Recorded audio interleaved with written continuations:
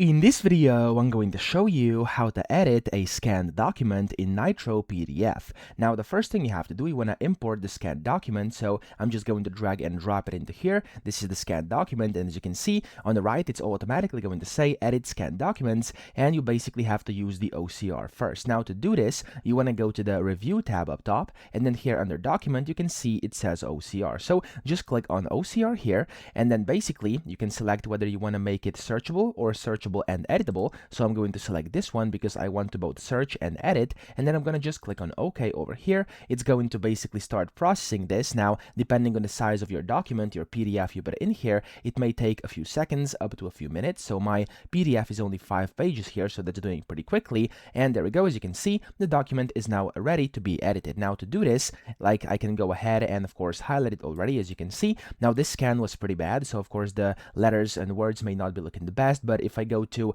up here, for example, onto the, let's just go to the home tab, for example, over here, and I can go to select, and I can just basically select some text over here.